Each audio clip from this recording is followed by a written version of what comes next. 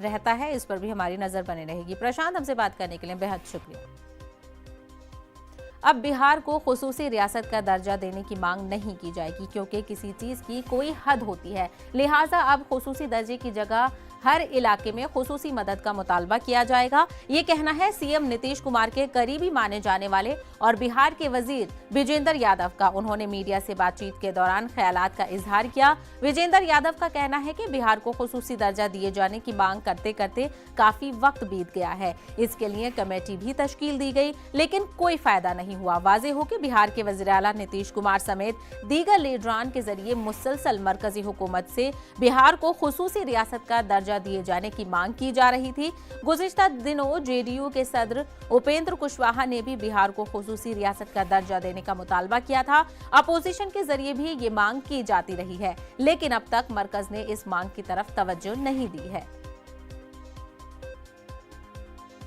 बात करेंगे गुलकारा लता मंगेशकर की, तो आज वो 92 बरस की हो गई हैं। हिंदुस्तान पर उनकी आवाज का सहर आज भी तारी है। तकरीबन 7 दिहाइयों से लता मंगेशकर का सुरीला सफर जारी है। अपने तवील करियर में लता मंगेशकर हिंदी, मराठी समेत 20 से ज्यादा जबानें, तकरीबन 50,000 से भी ज्यादा गीत गा चुकी हैं। उनका नाम गिनीज बुक में भी दर्ज है। लता मंगेशकर का जन्म 28 सितंबर 1929 को इंदौर में हुआ था।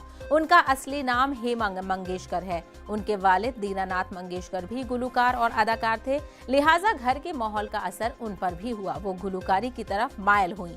उन्होंने मौसीकी की तालीम अपने वालिद से हासिल की थी। 1942 में वालिद के इंतकाल के बाद खानदान की जिम्मेदारी कमसिन लता मंगेशकर पर ही आ गई, लेकिन वो हौसला नहीं हारी।